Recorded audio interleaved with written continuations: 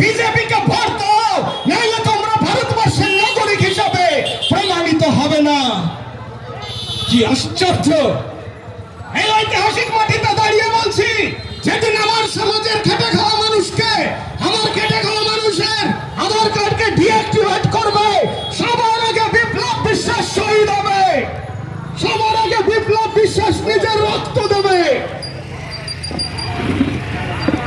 বন্ধুগণ, সামান্য একটু ঠান্ডা হলে স্কুল ছুটি, একটু গরম হয়ে গেলে স্কুল ছুটি।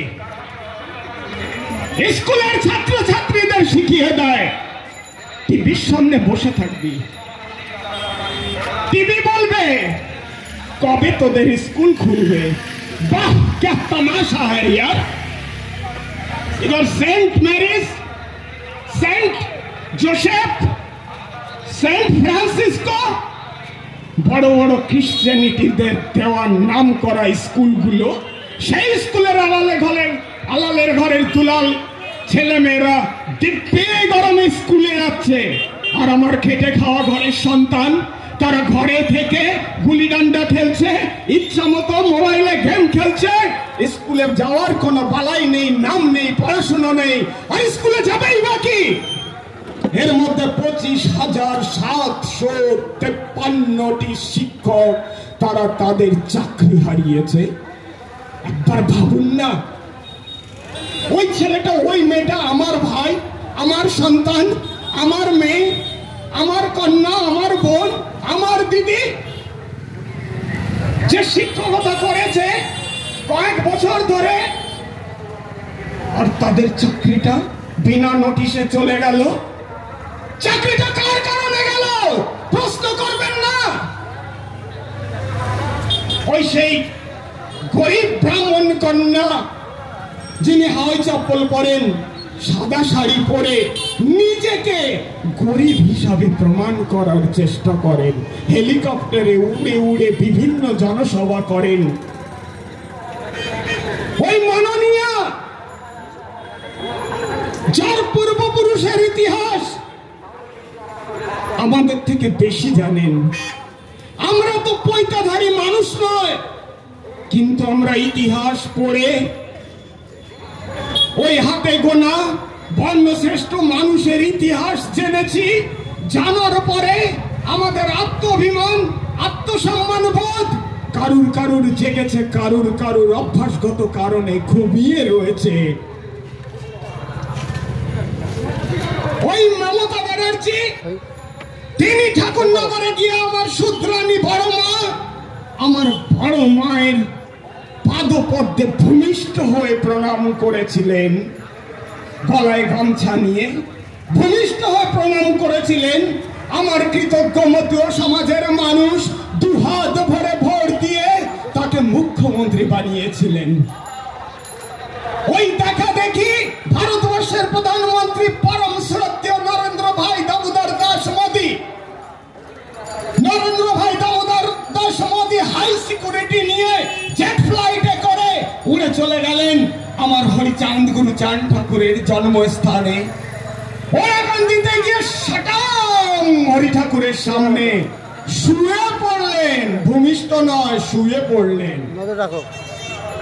আমার মতো সমাজ, কৃতজ্ঞ সমাজ, কৃতজ্ঞতা দেখাতে গিয়ে দুহাত ভরে উজাড় করে ভোট দিয়ে দিল্লি পাঠালেন। তার পরিণামে কি পেলাম? মধ্য সমাজ নাকি ঘুষপেটিয়া, অবৈধ প্রবেশকারী, এদের কোন নাগরিকত্বের প্রমাণপত্র নেই। বাহ, কি উপহার পেলাম! এরপরেও যদি আমরা ঘুমিয়ে থাকি, ইতিহাস আমাদের ক্ষমা করবে না। বন্ধুগণ, ইতিহাস কাউকে ক্ষমা করতে জানে না। আজকে বন্ধুগণ, প্রণব মুখার্জি তিনি ভারত রত্নের উপাধিতে ভূষিত। আমার হরিচাঁদ গুরুচাঁদ, তারা কবে ভারত রত্ন পাবে তা জানা নেই। একজন যে কিনা দাবি করেন হরিচাঁদ গুরুচাঁদ ঠাকুরের নামে বিশ্ববিদ্যালয় তৈরি করেছেন, যে আমার ঠাকুরনগরের পবিত্র মাটিতে এসে বড় মাকে ভূমিষ্ঠ হয়ে প্রণাম করেন, তিনি নাকি? হরিচাঁদের নাম জানেন না তাই রঘুচাঁদ, গুরুচাঁদ ঠাকুরের নাম জানে না তাই আমাদের ইষ্ট দেবতা, আমাদের আরাধ্য দেবতা গুরুচাঁদ ঠাকুর নাকি গরুচাঁদ। বাহ বাহ বাহ। আমরা ডুবিয়ে থাকা মানুষ, নেশাগ্রস্ত মানুষের মতো নেশায় উন্মাদ হয়ে থাকি, প্রতিবাদের ভাষা খুঁজে পাই না। বন্ধুগণ, প্রতিবাদ করতে হবে, প্রতিবাদ করতে হবে। বন্ধুগণ, সেই প্রণব মুখার্জি রাতারাতি ভারত রত্নের উপাধি পেলেন। অজয় মুখার্জি, বুদ্ধদেব ভট্টাচার্য, মমতা ব্যানার্জি, অভিষেক ব্যানার্জি, লকেট চ্যাটার্জি, রূপা গাঙ্গুলি, ওরা ওদের পূর্বপুরুষের ইতিহাস জানেন না, ওদের পূর্বপুরুষের কীর্তি জানেন না, কুকীর্তির কথা জানেন না, যাদের কারণে আমার পূর্বপুরুষ হাজার হাজার বছর নিরক্ষর ছিলেন, শিক্ষার অধিকার থেকে বঞ্চিত ছিলেন। যদি হাজার হাজার বছর আগের থেকে আমার পূর্বপুরুষকে শিক্ষার অধিকার দেওয়া হতো, আমার পূর্বপুরুষ বঙ্কিমচন্দ্র চট্টোপাধ্যায়, শরৎচন্দ্র চট্টোপাধ্যায়, ঈশ্বরচন্দ্র বন্দ্যোপাধ্যায়, রাজা রামমোহন রায় এদের মতো বিদগ্ধ জন হিসাবে আত্মপ্রকাশ করতেন, ইতিহাসের পাতায় স্বর্ণ অক্ষরে তাদের নাম লেখা হতো। কিন্তু আমার সমাজকে কি বলে? Not found suitable candidates. NFS, Dronacharya আঙুল কেটেছিল আদিবাসী সন্তান একলব্যের। এই আধুনিক দ্রোণাচার্য, এই কম্পিউটার ইন্টারনেট স্যাটেলাইটের যুগের দ্রোণাচার্যরা আমার সমাজের কৃতি ছাত্র ছাত্রীদের আঙুল কাটে NFS এর মাধ্যমে। NFS, N for not, F for found, S for suitable candidate. Not found suitable candidate. কাটো ওর আঙুল কেটে দাও, ওর ভবিষ্যৎ কেটে দাও, ওকে হত্যা করো, ওর শিক্ষার জীবনকে হত্যা করো। আমরা সেটা নিয়েও চুপ করে থাকি। আজকে আমার পার চিৎকার করে বলতে ইচ্ছা করে, এই চ্যাটার্জি, মুখার্জি, ব্যানার্জি, ভট্টাচার্য, গাঙ্গুলি, চক্রবর্তী, আমরা তোমাদের ইতিহাস জানি, তোমরা তোমাদের ইতিহাস জানো না।